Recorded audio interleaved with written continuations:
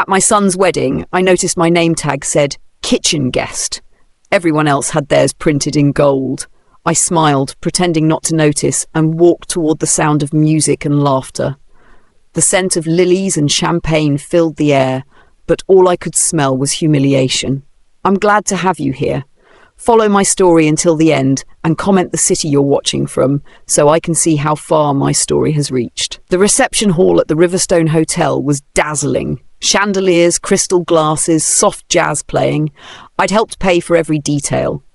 My husband passed away 3 years ago, and I'd promised myself that when our son married, it would be a day to remember. I never imagined I'd be the one everyone would pretend not to see. When I asked a young server where my seat was, she hesitated. "Mrs. Thompson, you're assigned in the kitchen area," she said quietly, eyes flicking toward the ballroom doors. For a moment, I thought I'd misheard. "The kitchen?" "Yes, ma'am. The bride said it would be quieter for you." I stood frozen as laughter echoed from the main room.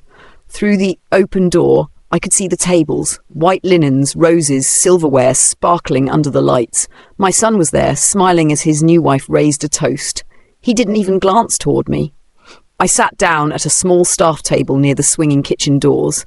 Waiters rushed past with trays of food and glasses of wine.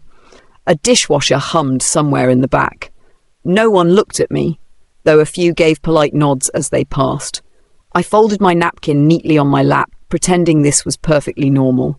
When I'd bought her wedding dress months ago, she had hugged me tightly. "You're like the mother I never had," she'd said, eyes shining with false warmth. That same woman now made sure I sat behind the scenes, net away from every camera and guest. As the night went on, I heard snippets of the speeches, stories about love, family, gratitude. I stared at the double doors, their round windows flashing glimpses of laughter and light, while my own reflection stared back from the stainless steel. A memory surfaced. My son at 8 years old, standing on a chair beside me, frosting cupcakes for his birthday. "Someday, when I get married, you'll bake my cake, right, Mom?" he'd asked, grinning. I blinked hard, forcing the image away. Now someone else had baked his cake, and she'd put me behind the kitchen door. Halfway through the evening, the bride's mother swept in, her perfume filling the narrow hallway.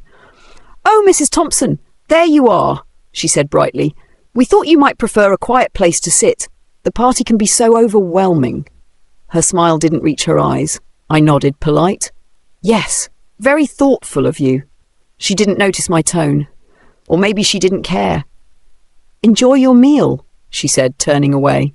I looked down at the plate in front of me, a cold salad forgotten by whoever was supposed to bring my dinner. I wasn't hungry anyway. From the doorway, I caught a glimpse of the newlyweds dancing. Her white dress shimmered as he spun her under the lights.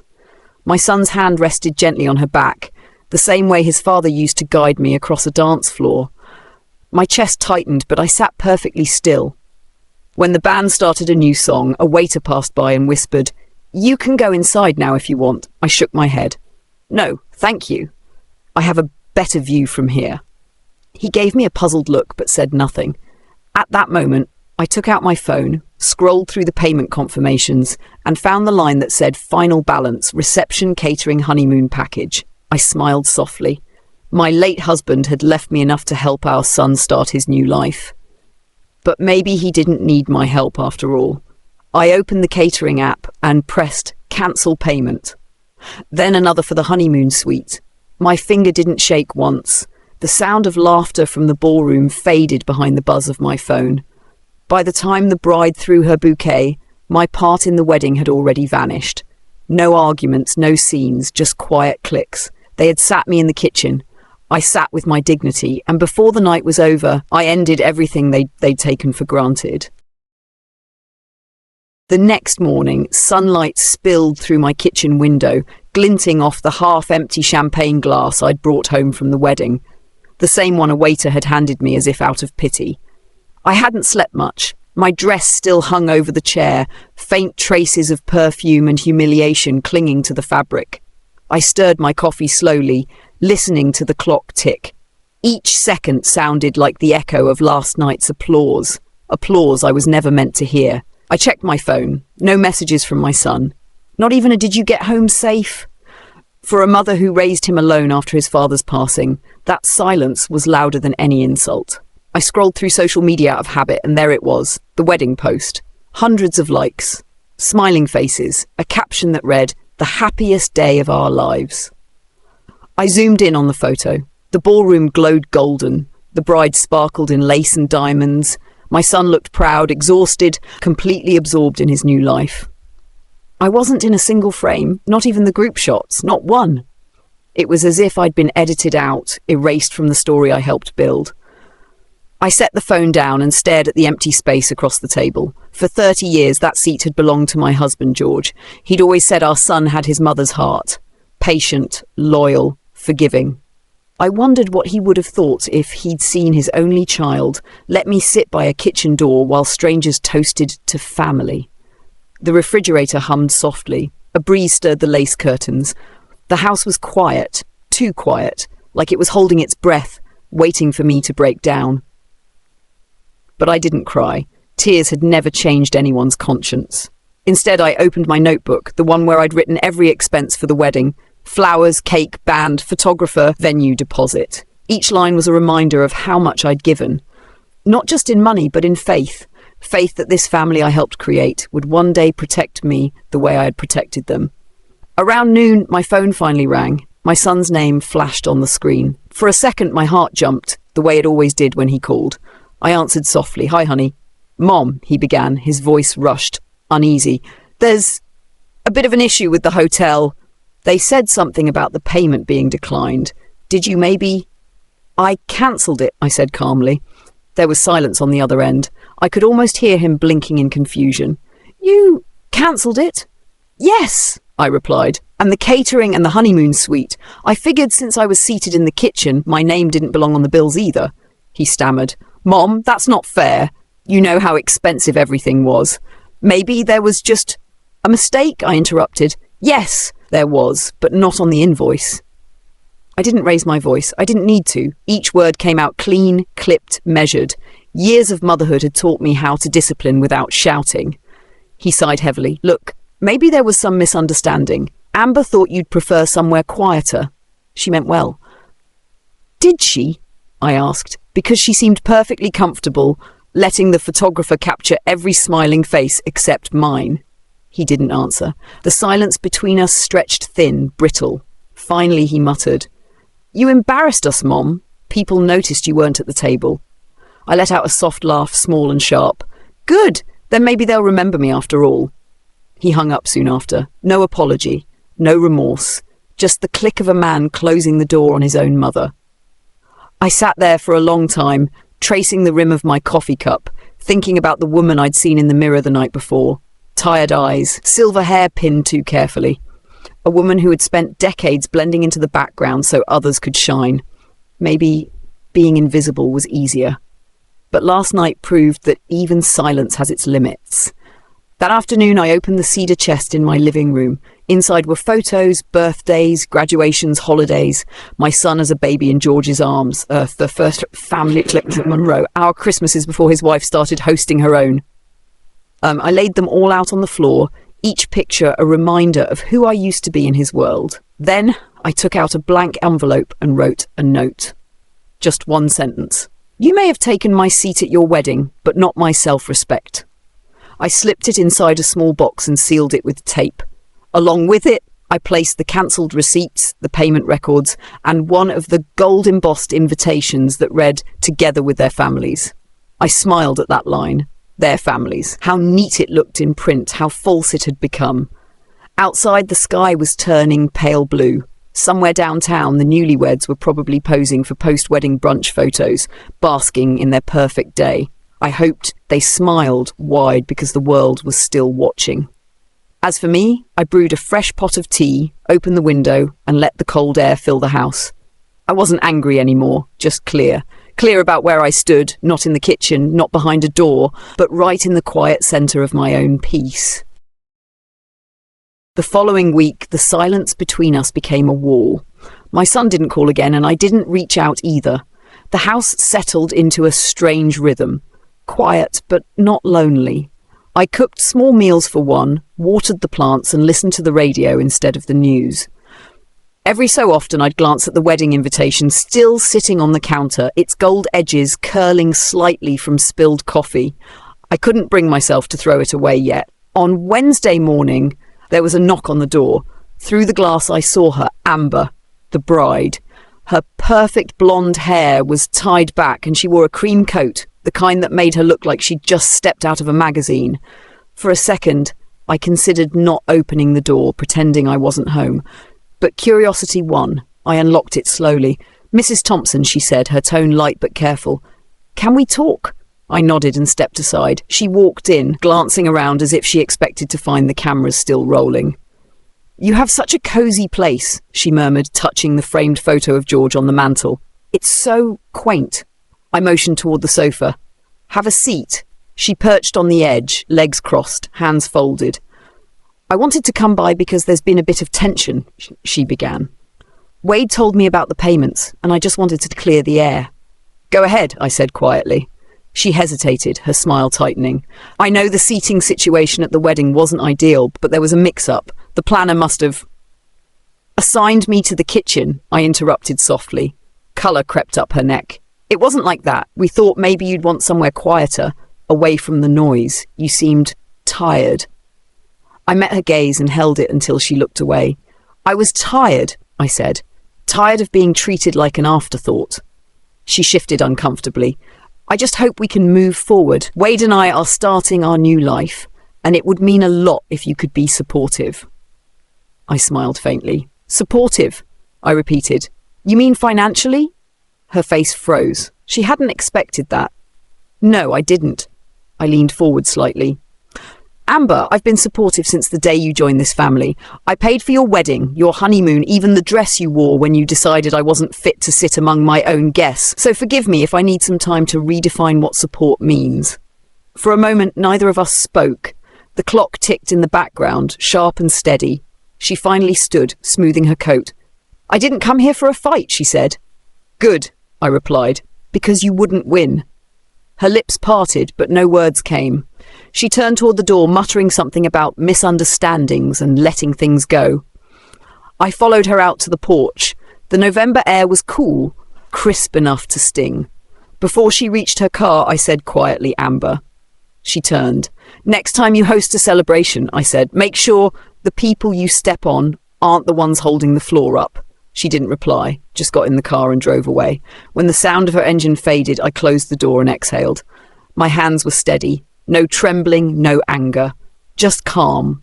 The kind that comes when you've finally stopped asking to be understood. That evening, I poured myself a small glass of wine and sat by the window.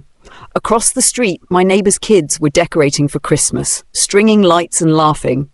I remembered when Wade was their age, standing on a stool to hang ornaments, his father pretending to complain about tangled wires. Those memories didn't hurt anymore. They just existed, like photographs fading in sunlight. A few days later, I received an envelope in the mail. Inside was a formal letter from the wedding planner, apologising for any seating confusion. A voucher for a complimentary dinner for two at the Riverstone Hotel was enclosed. I laughed out loud. The irony was too perfect. I placed the letter beside my teacup and picked up my pen. I wrote a short note back. "Dear Miss Patterson, thank you for the offer, but I no longer dine in places where I'm not welcome. Consider the matter closed." I slipped the letter into an envelope and sealed it with a small smile. The next morning, the doorbell rang again. This time it was my son. He looked exhausted, dark circles under his eyes. "Mom," he said, voice soft. "Can I come in?" I nodded and stepped aside. He stood in the living room, glancing at the photos, the quiet space he hadn't visited in months. "Amber told me you two talked," he said carefully. "Yes," I said. "She came to explain the seating arrangement. It was enlightening." He rubbed the back of his neck, avoiding my eyes. "She can be impulsive sometimes. I should have said something sooner." "You should have," I agreed. "But you didn't." He winced. "I messed up. I know that. I just want us to be okay." I studied his face, the same boy who used to bring me dandelions from the yard, the same man who had forgotten to call after the funeral, after the wedding, after everything. He looked older now. Maybe I did too. "Wade," I said softly, "I love you, but love doesn't mean pretending nothing happened." He looked at me, his voice breaking slightly. I never meant to hurt you. I know, I said, but you let it happen anyway. He nodded slowly, eyes glistening but holding back tears. I'll fix this, he murmured. I gave a small smile, the kind that carried both forgiveness and finality. Some things don't need fixing, I said, just remembering. He left quietly, the door closing with a sound that felt less like an ending and more like a pause. I stood there for a moment, listening to the silence that followed. It was peaceful, steady, the sound of someone who'd finally stopped waiting for an apology. That night, after Wade left, I sat alone with the quiet hum of the refrigerator and the faint ticking of the old wall clock. The house felt smaller somehow, as if it had exhaled everything that once filled it. I turned off the lamp and let the darkness stretch around me. My reflection in the window looked calm, almost unfamiliar. For years I'd been the woman who fixed everything, who made excuses for everyone else's behaviour. Now I just let the silence do the work. The following morning I woke up early. The sky was a dull grey, the kind of colour that makes you remember things you thought you'd forgotten. I poured a cup of coffee and found myself walking to the hallway closet.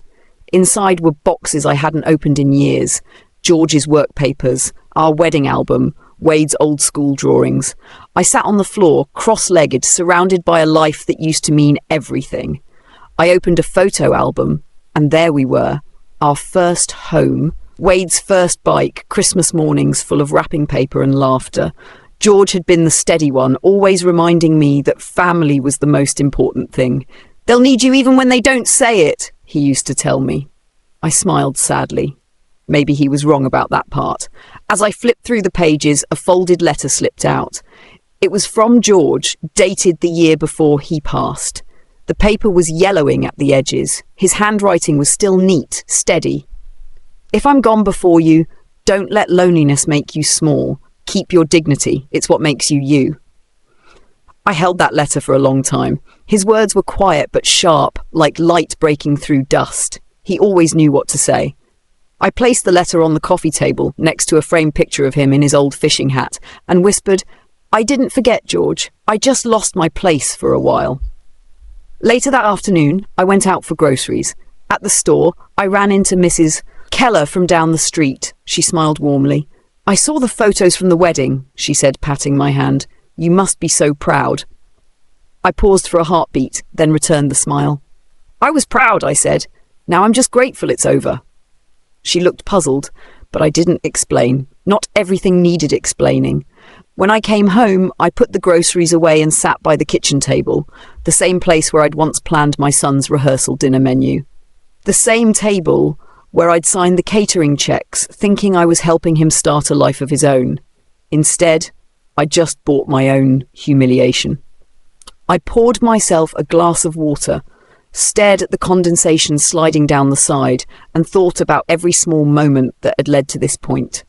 The dinners where Amber forgot to invite me, the holidays that were suddenly too busy for visits, the birthdays that came and went with a text message and a polite emoji. The signs had been there all along. I just chose to believe they were accidents. But they weren't accidents, they were choices.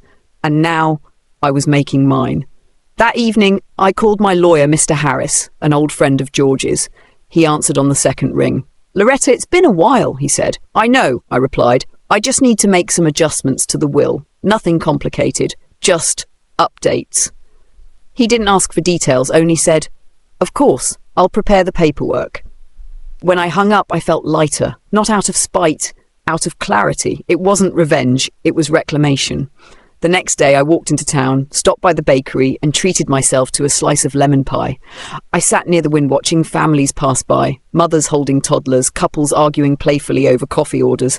For the first time in a long time I didn't feel invisible, just separate, free. Halfway through my pie, a young woman at the next table smiled at me. You were at the Riverstone wedding last week, right? My cousin worked the event. She said you were so elegant. I blinked, a little taken aback. She said that? Yes, the girl nodded. She told me how calm you looked even when things went wrong. She said everyone in the kitchen kept talking about how classy you were. I laughed softly. Well, I said, I suppose I was in the right place then. On the way home, the air smelled of rain. I walked slowly, letting it fall without rushing. My hair got damp, my shoes squeaked, and I didn't care. There was something freeing about not needing to hurry anymore, about knowing that peace doesn't come from being invited to the table, but from building your own.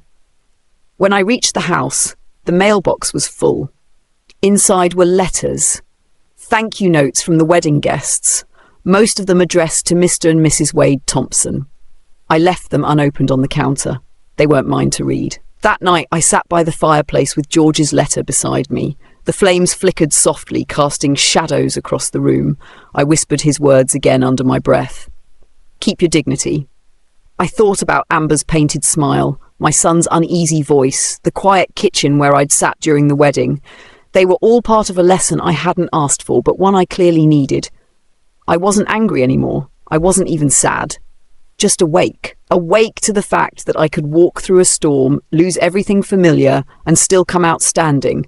I leaned back in the chair, eyes half closed, listening to the soft crackle of the fire. Somewhere deep inside, I could almost hear George's voice, steady, proud, and just a little amused. You did fine, Loretta, it seemed to say. You finally learned when to stop fixing what's already broken. I smiled into the quiet, the kind of smile that feels like a full breath after years of holding it in. For the first time in a long while, I didn't feel small. I felt exactly my size. 2 weeks passed before I heard from anyone again. The days grew colder, the lights softer. I'd gotten used to the sound of quiet, of the kettle hissing, the clock ticking, the creak of the porch when the wind came through. One morning, as I sat by the window reading George's old gardening notes, I saw a small figure walking up the path. It was Emma, my granddaughter. She couldn't have been more than 10, bundled in a puffy pink jacket and clutching a paper bag. When I opened the door, she smiled shyly. Mom said I could visit, she whispered. It was the first warmth I'd felt in weeks. Come in, sweetheart, I said, kneeling to hug her. She smelled like shampoo and crayons. I made cookies, she said, holding up the bag. Dad said you like oatmeal raisin. We sat in the kitchen, steam rising from 2 cups of cocoa. Her legs swung from the chair, heels tapping the rung. She looked around, curious. It's so quiet here, she said. It's peaceful, I replied. Sometimes quiet is a good thing. She nodded, biting a cookie. Mom said you were mad about the wedding, I smiled faintly. No, I wasn't mad, just disappointed. She tilted her head. Did you not like the food? I laughed softly. Something like that. For a moment, we just sat there, the clock ticking between us. Then she leaned closer, lowering her voice. Dad said you helped pay for everything. Is that true? I hesitated. Yes, I wanted your parents to have a beautiful day. She frowned. Then why did they make you sit by the kitchen? Her question was so simple, so piercing, I couldn't answer right away. I took a small hand in mine. Sometimes, I said finally, people forget who helped them stand tall, but life has a way of reminding them. She nodded slowly, not understanding but sensing enough. Then she brightened. Can I come again next weekend? Of course you can. When she left, the house didn't feel as empty. There was something about her visit, a spark, small but real. I made a mental note to send her a Christmas gift, something personal, something that didn't come from her parents' idea of what a grandmother should give. That evening, I opened my laptop for the first time in months. The screen glowed cold and blue. I logged into my account and saw dozens of unread messages from the wedding vendors, receipts, invoices, reminders. Among them was one from the event photographer. Curiosity tugged at me. I clicked it. There she was again, Amber in her lace gown, Wade beside her, all smiles. I scrolled through image after image. Everyone looked radiant. Then I stopped. In one picture, captured from behind the kitchen door, a sliver of me appeared in the corner of the frame, sitting at the small staff table, my hands folded, eyes fixed on the floor. I stared at that photo for a long time.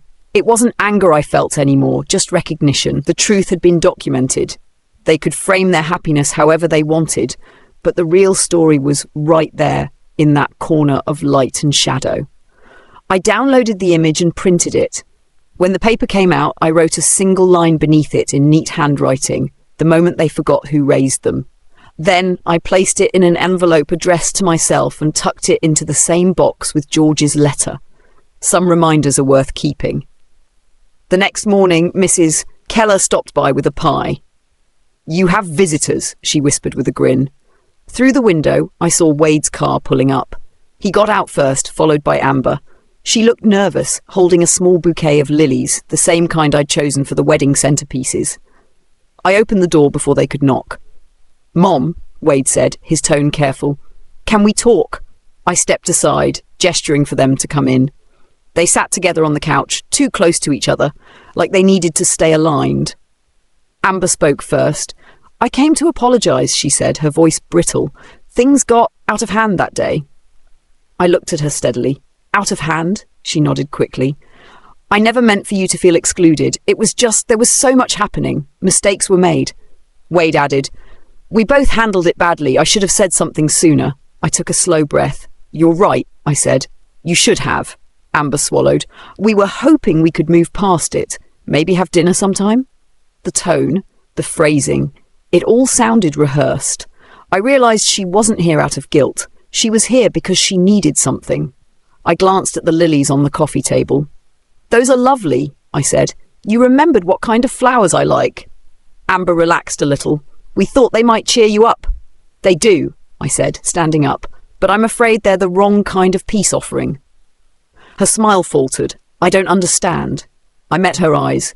"You came here because Wade told you I was changing the will." The silence that followed was sharp enough to cut. Wade looked down at his hands. Amber opened her mouth, then closed it again. I continued, "You don't have to worry. I haven't finalized anything yet. But I will." "Mom," Wade started, but I raised a hand. "Don't. This isn't punishment. It's clarity. You made your choices, and now I'm making mine." Amber's face flushed. She looked like she wanted to argue, but Wade touched her arm. "Let's go," he murmured. At the door, she turned back. "You're not being fair," she said. I smiled faintly. "Neither were you." They left without another word. The lilies stayed on the table, their petals trembling slightly as the door clicked shut. I poured a glass of water and set it beside them. "At least you're real," I whispered. Outside, the sun dipped low, bathing the living room in a soft amber glow. The same colour as the flowers, the same hue as George's handwriting. I stood by the window, watching their car pull away, and felt no ache, no bitterness. Just the steady calm of someone who had finally stopped waiting for the apology that would never come. That night, I lit a single candle beside George's photo and whispered, "You were right, love. Dignity isn't something they can take. It's something we choose to keep." A few days later, I woke to a message on my phone. It was from Wade. "Can we meet for lunch? Just you and me." The words felt cautious, almost childlike. I stared at them for a long time before replying. 1 o'clock, the diner on Maple. When I arrived, he was already there, sitting in a booth near the window. His tie was loosened, his eyes tired. He looked up as I slid into the seat across from him. "Thanks for coming," he said softly. The waitress poured coffee and left us alone. The smell of bacon and burnt toast hung in the air. Wade stirred his cup, avoiding my eyes. "Amber's been upset," he started. "I can imagine," I said. "She feels like she tried to apologize." "She tried," I agreed, "but trying isn't the same as meaning it." He sighed, rubbing his forehead. "Mom, can we just start over? I hate how things have been." I looked at him carefully. "Do you hate what happened, or do you hate that you can't undo it?" He blinked, caught off guard. "I hate both," he said finally. For a moment, I almost softened. Then the waitress returned with 2 plates. He'd ordered for both of us, pancakes for me, like he used to when he was a boy. I picked up the fork but didn't eat. "You know," I said quietly, "I spent years thinking that if I loved you enough, it would make you a better man. Turns out love doesn't fix blindness, it just makes it hurt more." His hand tightened around the coffee cup. "I made a mistake," he said. "Yes," I replied. "And now it's yours to carry." We sat in silence after that. The world outside kept moving, cars passing, children laughing, people living lives that didn't include this ache. When the bill came, he reached for it, but I placed my card down first. "My treat," I said, "for old time's sake." He smiled faintly. "You don't have to." "I know," I said. "That's the point." When we walked out into the cold, he hugged me. It wasn't the warm, safe hug of a son. It was the uncertain grasp of a man who didn't know if he was forgiven. I let him hold on a second longer than I needed to. "Take care of yourself," I said, and left before he could answer. At home, I made tea and sat by the window. The lilies on the table had started to wilt. I didn't throw them away. They reminded me of everything I'd learned, how apologies could sound like excuses and how silence could feel like peace. That evening, I got a call from Mr. Harris, my lawyer. "The new documents are ready," he said. "Do you want to come by tomorrow to sign them?" "Yes," I said simply. When I hung up, I looked around the room at the photos, the old furniture, the empty space beside George's armchair. I thought about the years I'd spent trying to fill every silence with understanding. Now I finally let it stay empty. It wasn't loneliness. It was clarity. The next morning I dressed carefully, choosing the same navy blue coat I'd worn to George's funeral.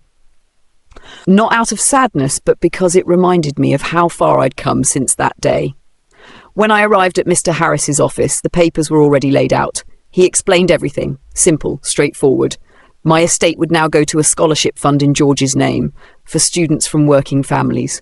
I signed each page slowly, deliberately, my pen steady. When it was done, he looked up and smiled. "You seem lighter," he said. "I am," I replied. I finally stopped giving where I wasn't welcome. He nodded, understanding more than he said. On the way home, I stopped at the florist. The clerk asked if I wanted fresh lilies, but I shook my head. "Something else," I said. "Sunflowers." She wrapped a small bouquet, and I carried them home, their bright heads bobbing in the cold wind. That night, I placed them by George's photo. "You'd laugh if you saw me now," I whispered. "You always said I was too soft." The fire crackled quietly. Outside, the neighborhood lights shimmered across the snow. I thought about Wade, about the way he used to fall asleep on my shoulder during long car rides, about the boy who once believed his mother could fix everything. I hoped in time he'd remember that version of us before pride and silence took over. The phone rang again. This time it wasn't him. It was Mrs. Keller. "Loretta, dear," she said, "the community centre's looking for volunteers for the holiday dinner. They could use someone with your touch." For a moment I hesitated. Then I smiled. "Tell them I'll bring dessert." When the evening came, I stood in the crowded hall, the air full of cinnamon and laughter. People moved around me, setting tables, stirring pots. Someone handed me an apron, and without thinking, I tied it on. A little boy ran up to me with a cookie in his hand. "Are you somebody's grandma?" he asked. I bent down, smiling. "I guess I could be," I said. He grinned and ran off. The noise, the warmth, the chaos, it all felt alive again. I didn't belong to their family, but I belonged here, in this room full of strangers who didn't know my story and didn't need to. When I walked home later that night, the air was crisp and the moon hung low above the rooftops. My hands smelled faintly of sugar and butter. I passed by Wade's street on the way back. His house was dark except for a single light in the window. I paused for a moment, then kept walking. By the time I reached my porch, I felt the first flakes of snow on my coat. I brushed them away gently and smiled. Some things melt quickly, others stay, settle, and change the shape of everything they touch. I unlocked the door, stepped inside, and whispered into the quiet, "I'm home." The following morning, I woke to the smell of coffee and the faint hum of the heater. Snow had covered the porch overnight, soft and clean, erasing the footprints from the night before. I stood by the window, watching the neighborhood come to life.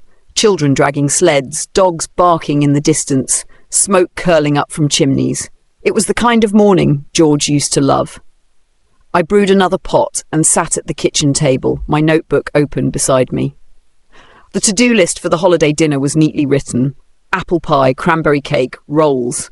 The simplicity of it all felt grounding. I wasn't planning anyone else's celebration this time, just helping strangers share a warm meal. The doorbell rang mid-morning. When I opened it, I found a delivery driver holding a small brown box. "For Mrs. Thompson," he said. "No return address." I thanked him and carried it to the counter. Inside was a snow globe, the kind sold in souvenir shops. A bride and groom stood frozen inside, surrounded by glittering flakes. A note rested beneath it. "I'm sorry, Wade." I turned the globe in my hands, watching the fake snow swirl around the tiny figures. For a moment I saw us in there, him as the boy holding my hand, me as the mother trying to protect him from the world. Then the flakes settled and the figures were still again. I placed it gently on the shelf beside George's photo. Some apologies didn't need answers. That afternoon, I bundled up and walked to the community centre. The halls buzzed with laughter and clinking dishes. Mrs. Keller waved from the far end. "Loretta, there you are," she called. "The kids are asking for the pie lady again." I smiled, tying on my apron. The kitchen smelled of cinnamon, butter, and roasted turkey. Volunteers moved around me, setting up trays and folding napkins. A young man beside me was chopping apples. "You're Mrs. Keller's friend, right?" he asked. "She said you used to be a teacher." I laughed softly. "Not officially," I said, "but I've taught a few lessons in my time." He grinned. "You seem calm. Everyone else is running around." "I've had enough chaos for one lifetime," I replied. The laughter, the bustle, it filled the room with warmth I hadn't felt in years. For the first time since the wedding, I felt useful again, not out of obligation, but by choice. After the last dish was served, I slipped outside for air. The sun was low, painting the snow in shades of gold. Across the parking lot, I saw a familiar figure standing near a car. Wade. He was holding a wrapped box in his hands. When he noticed me, he hesitated, then walked over slowly. "Hi, Mom," he said, voice cautious. I nodded. "Hello, Wade." "I didn't mean to intrude," he said. "Mrs. Keller told me you'd be here." "That's all right," I replied. "What brings you out in this cold?" He held out the box. "It's for you, a late Christmas gift." I looked at it but didn't take it yet. "You didn't have to." "I know," he said quietly, "but I wanted to." I finally accepted it. Inside was a framed photograph, me and George, taken years ago at Wade's high school graduation. We were laughing at something off camera, unaware someone had captured the moment. "I found it in the old albums," he said. "You looked happy there." "I was," I said softly. He looked at me for a long moment, his breath visible in the cold. "Mom, I've been thinking a lot about what you said, about choices. You were right. I let things happen because it was easier than facing them." I didn't respond. He continued. "Amber's been different lately, quieter. I think she realised what she did too. Maybe too late, but still." The wind rustled between us. I could see the boy in him again, the one who used to run through the yard barefoot, calling for me when he fell. I almost reached out, but instead I folded my arms against the cold. "You can't change the past, Wade," I said gently. "You can only live differently from now on." He nodded. "I want to try." "Good," I said. "Then start by being kind to the people who feed your soul, not your pride." He smiled weakly. "You always did know how to end a conversation." "Practice," I said. He laughed softly, then grew quiet again. "Can I come by for dinner sometime?" I hesitated, then gave a small nod. "When you're ready to visit as my son, not as my apology." He looked down, understanding. "I'll call you soon," he said, and turned back toward his car. I watched until the taillights disappeared down the street. When I returned inside, Mrs. Keller handed me my coat. "Everything all right?" she asked. "Yes," I said. "Everything's finally all right." That night, I placed the framed photo on the mantel beside George's letter. The snow globe caught the firelight, glittering like stars. I poured myself a cup of tea and sat in the armchair, listening to the faint hum of the heater. The world outside was still, wrapped in winter. For years, I'd measured love by how much I gave. Now I understood that love could also mean knowing when to stop giving, when to protect the small, quiet part of yourself that no one else could see. I leaned back, closing my eyes as the snow kept falling. Somewhere in that steady hush, I felt something ease inside me. Not forgiveness exactly, but peace, the kind that doesn't ask for anyone's permission. The next few days moved quietly, like pages turning in a book I already knew the ending to. Snow still covered the yard, the world muffled under white. I woke early, made tea, and spent the morning reading by the window. The air smelled faintly of pine from the candle I'd lit the night before. Peace had a sound now. It was the soft tick of the clock and the whisper of the wind through the trees. By Thursday, the phone started ringing again. Neighbours asking about the community dinner, church volunteers confirming next week's plans. I kept busy, grateful for the noise. In between calls, I noticed a small envelope slipped under the front door. The handwriting was unfamiliar but careful. From Amber. I opened it slowly. Inside was a folded note written in looping cursive. "Mrs. Thompson, I owe you an apology that words can't fix. I thought I knew what grace looked like, but I only learned it when you stopped speaking to me. I hope someday I can earn back a place in your life, even if it's just a small one." I stared at the note, then folded it neatly and placed it beside Wade's snow globe. For the first time, her words didn't sting. They just existed, like the last chapter of a story that no longer needed revisiting. That afternoon, I baked another batch of oatmeal cookies, Emma's favourite. The smell filled the house, warm and familiar. Just as I was setting them to cool, the doorbell rang again. This time, it was Mrs. Keller, bundled in her thick red scarf. "I have news," she said, cheeks flushed from the cold. "The community centre is naming a new scholarship for volunteers. They'd like to put your name on it." I blinked. "Mine?" She nodded. "You've done more than anyone else this year. It's their way of saying thank you." For a long moment, I couldn't speak. Then I smiled. "Tell them I'm honoured, but they can name it after George if they don't mind. He believed in second chances more than anyone." Mrs. Keller squeezed my hand. "You're something special, Loretta," she said softly. After she left, I stood by the window, watching the sunlight glint off the snow. For years, I'd waited for my worth to be acknowledged by people who couldn't see past their own reflections. Now recognition came from strangers who simply saw me for who I was. It felt lighter that way. Later that evening, the phone rang again. This time, the name on the screen made me pause. "Wade," I answered. "Mom," he said quietly, "Emma's been asking if she can visit this weekend." I smiled, even though he couldn't see it. "She's always welcome." He hesitated. "Would it be okay if Amber came too? She wants to see you." I let the silence stretch, not to be cruel, but to make sure the words settled the way they needed to. "You can bring her," I said finally. "But don't come to explain, just come to be present." He exhaled, relief mingling with gratitude. "We'll see you Saturday." When the call ended, I walked to the kitchen and began preparing dinner for one. I set out my best china, not because anyone was coming tonight, but because I finally felt like I deserved to use it. George would have liked that.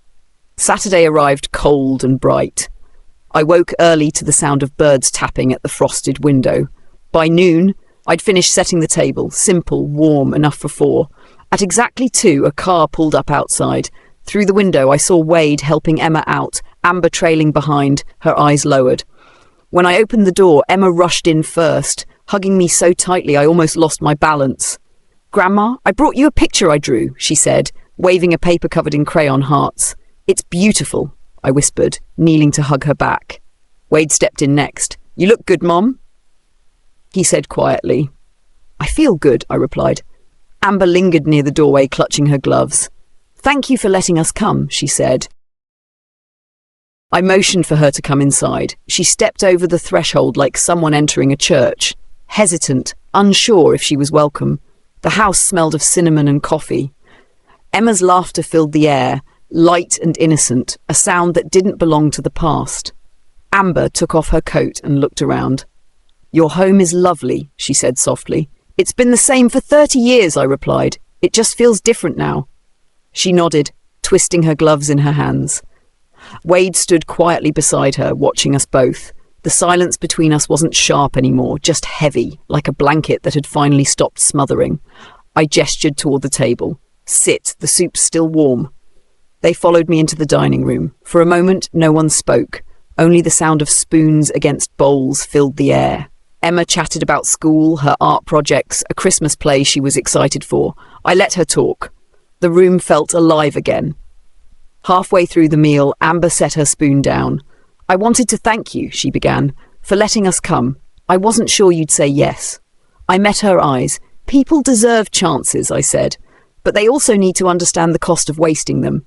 She looked down. "I know, and I did waste it. That day at the wedding, I thought keeping things perfect mattered more than being kind. I was wrong." The words hung there, quiet but steady. I didn't rush to answer. Apologies were fragile things. They only meant something when followed by silence. Finally, I said, "You hurt me deeply, Amber, not because of where you seated me, but because you made my son forget who raised him. You both did." Wade looked up, guilt in his eyes. "I know, Mom. I've thought about it every day. You didn't deserve that." "No," I said, "but I survived it." He reached for my hand, tentative, the way a child reaches for something hot but necessary. I let him. His fingers were cold, trembling slightly. "I want to do better," he said. "Then do better," I answered. "Not for me, for her," I added, nodding toward Emma, who was drawing quietly at the end of the table. She's watching what love looks like. Amber's eyes filled, but she blinked them clear. I can't undo what I did, she whispered. No, I said, but you can stop pretending it never happened. For a while, no one spoke. The clock ticked softly. The smell of fresh bread filled the air. I stood and refilled everyone's tea. When I set Amber's cup down, our hands brushed. Just a second, enough for her to understand that forgiveness wasn't always spoken aloud. After lunch, Emma ran off to play in the living room. Wade followed her, laughing when she climbed onto his shoulders. Amber stayed behind, watching them through the doorway. You raised him well, she said quietly. I raised him to remember what matters, I replied. He just forgot for a while. She smiled faintly. You're stronger than I thought. No, I said. I just stopped being afraid of losing people who didn't value me. She nodded, eyes glistening. Thank you for not closing the door completely. I didn't do it for you, I said. I did it for peace. We joined the others in the living room. Emma had found one of George's old harmonicas and was trying to play. The sound was off-key, but joyful. Wade sat beside her, helping her blow the right notes. The sight was so ordinary, so painfully human, it made something in my chest loosen. When the afternoon light began to fade, they gathered their coats. Emma hugged me tight. Can I come next week, Grandma? Of course, I said, kissing the top of her head. Bring your crayons.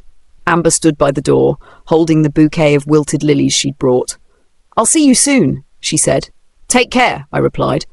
Wade lingered a moment longer. Mom, he said softly, I know things won't ever be the same, but thank you for letting us try. I smiled, small but real. Trying is all anyone can do. He hesitated, then leaned in and kissed my cheek, something he hadn't done in years. I didn't move, didn't speak, just let it happen. After they left, I stood by the window, watching the car disappear down the street. The sky had turned the colour of ash and rose. The house was quiet again, but it didn't feel empty anymore. I cleared the table slowly, folded the napkins and poured myself the last cup of tea. On the mantel, the snow globe caught the fading light. The tiny couple inside stood still, forever frozen in their moment. I turned it once, watched the flakes rise and fall, then set it back beside George's photo. You'd laugh at all this, I whispered, but I think you'd be proud too. Outside, the first flakes of evening snow began to fall, slow, steady, certain. I stood there for a long while, watching them cover the path that led away from my house. Each flake disappeared into the quiet, and with it, the last of the anger I'd carried. The house sighed as the heater came on, a low, comforting sound. I sat in my chair, blanket over my knees, and let the peace settle in. It wasn't forgiveness, not really. It was something quieter, something truer. Sometimes dignity doesn't mean standing tall. Sometimes it means sitting still, letting time do the talking while you rest in your own strength. A week after their visit, the snow began to melt. The sidewalks glistened with thin ribbons of water, and the air carried that faint smell of thawing earth. I opened the curtains each morning to let the light in, and the house felt a little less heavy.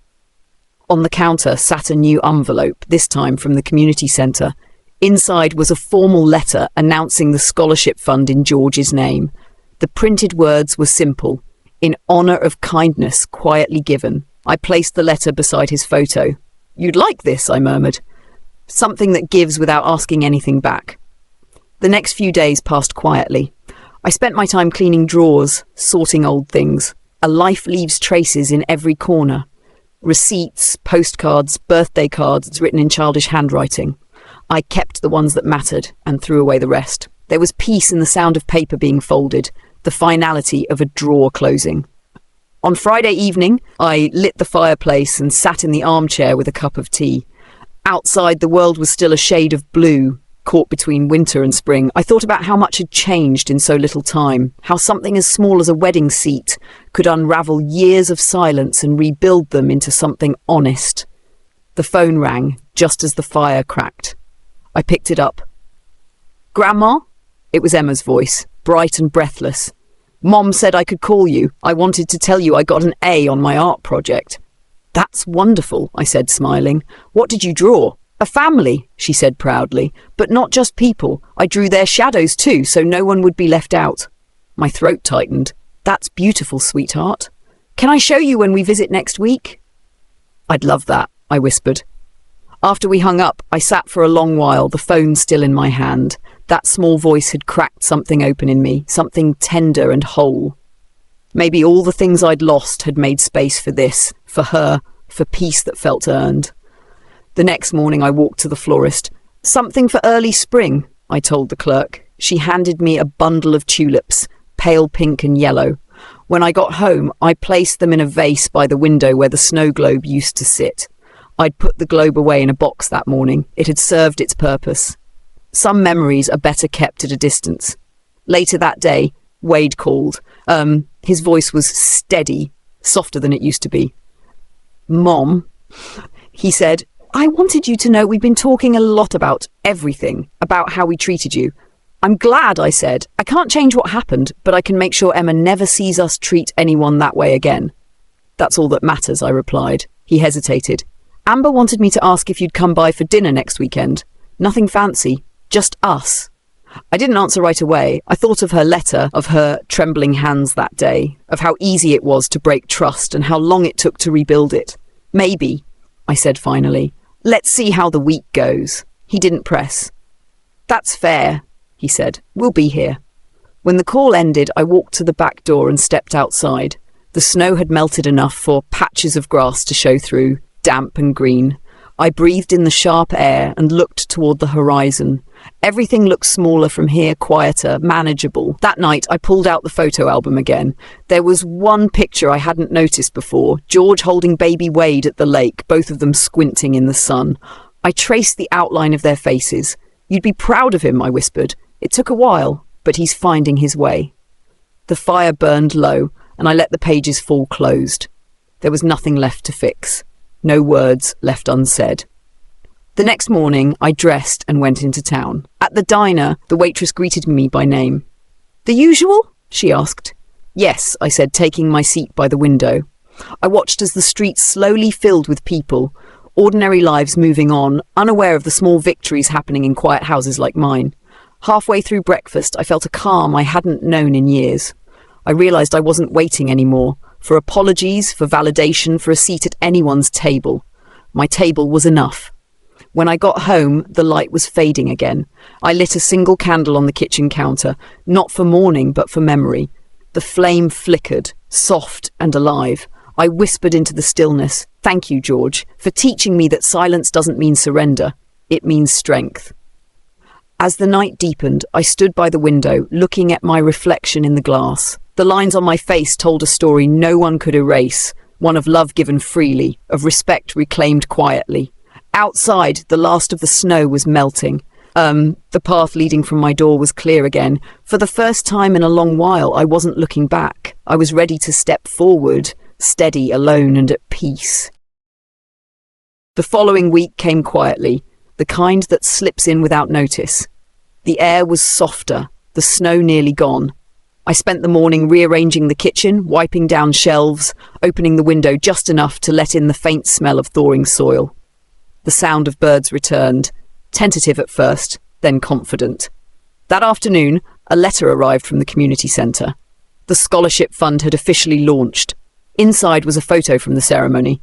A small group of students, smiling as they held certificates under a banner that read the George Thompson Foundation for Quiet Acts of Kindness. I traced the printed words with my thumb and felt something shift deep inside. It wasn't pride exactly, it was peace with a purpose. Later that day, Wade called again. "Mom," he said, "I saw the announcement about Dad's scholarship." "That's incredible, he would have loved that." "He would have," I said simply. "We made a donation," he added. "Amber and I, for Emma in his memory." "That was thoughtful," I replied. He paused. "We wanted to come by this weekend. Just the three of us, no dinner, no agenda, just time." "All right," I said. Saturday arrived crisp and bright. The air smelled of wet leaves. I made a pot of stew, simple and warm. When they arrived, Emma burst through the door first, waving a small piece of paper. "Grandma, my drawing won first place at school." I knelt to see it. She'd drawn 3 figures standing in a garden, one tall, one smaller, and one older with grey hair and kind eyes. Beneath it she'd written, "The roots that never stop growing." I swallowed hard. "It's beautiful," I whispered. Amber stood quietly behind her, holding a bouquet of tulips. This time they weren't white lilies or store-perfect roses, just tulips, the same as the ones by my window. She smiled nervously. "We thought you might like these." "I do," I said, taking them. "Thank you." Wade helped hang Emma's coat and set the table without being asked. The meal passed softly. Small talk, laughter, stories from Emma's school. For once, no one tiptoed around the past. It was just family again, the version that had been buried under pride and misunderstanding. After dessert, Emma wandered off to the living room with her crayons. Wade and Amber stayed at the table. The light through the window turned golden, spilling over the plates. Amber cleared her throat. "Mrs. Thompson," she began, then stopped herself. "Loretta." I looked up. "I don't expect forgiveness," she said quietly. "But I wanted to tell you something. After the wedding, I told everyone you couldn't come to the reception because you were tired. I lied. I was embarrassed about what I did. I thought pretending would make it go away, but it didn't. Every time I looked at those pictures, I saw that empty chair." She looked down, twisting her napkin. "I'm sorry for all of it. I know words won't fix it, but I needed to say them out loud." The house was still. Even the heater seemed to pause. I studied her face. No makeup this time, no practiced charm, just honesty, raw and unpolished. "You made my son forget who he was," I said softly. "But you've given me my granddaughter and she's reminded me who I am. Maybe that's enough." Amber's eyes filled, but she didn't cry. She nodded. "Thank you for not hating me." "I tried," I said. "It's exhausting." That made her laugh, small and surprised. When they left later that evening, the sun had dipped low. Emma hugged me at the door. "I love you, Grandma," she said, her voice muffled against my coat. "I love you more," I whispered. Wade lingered last. "Mom," he said, "I don't know if I deserve another chance, but I'm grateful for it." "You're still my son," I said. "Deserving isn't part of the deal." He nodded, eyes shining. Then they were gone, their car disappearing into the soft twilight. I closed the door and leaned against it for a moment. The house was quiet again, but not empty. Something had shifted, like a wound finally beginning to scar, no longer raw, just tender. I walked to the kitchen, poured the last of the tea and sat by the window. The tulips Amber brought sat beside the older bouquet, colours blending together, old and new side by side. Outside, the world was turning towards spring. As dusk deepened, I pulled George's letter from the drawer and read it once more. "Keep your dignity. It's what makes you you." I smiled. He had been right all along. Dignity wasn't about staying silent or walking away. It was about knowing when to open the door again. The street outside grew dark, the windows of other homes glowing warm against the night. Families laughed somewhere down the block. I didn't envy them anymore. I'd learned that peace doesn't come from being included. It comes from finally feeling complete, even when you stand alone. I finished my tea and whispered into the quiet, "You'd be proud, George. We made it through." The candle flickered beside his picture.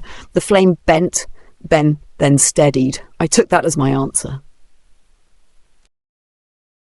The following Sunday morning, the sky opened clear and blue for the first time in months. I woke before the alarm, sunlight already pooling across the floor.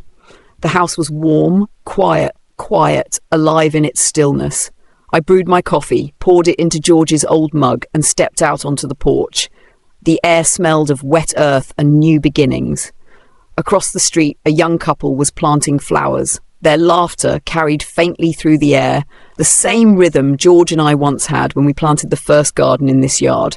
I smiled, watching them, remembering the ache and the joy that built this home. So much of life, I realised, was just learning when to hold on and when to let go. The mail arrived a little after 9. Among the envelopes was a small card from the community centre, an invitation to the scholarship dinner. Inside, written in careful pen, were 3 words: "We honour you." I set it on the table beside the vase of tulips. The petals were beginning to curl, fading at the edges, but still beautiful in the light. By mid-afternoon, I decided to bake again, lemon pie, George's favourite.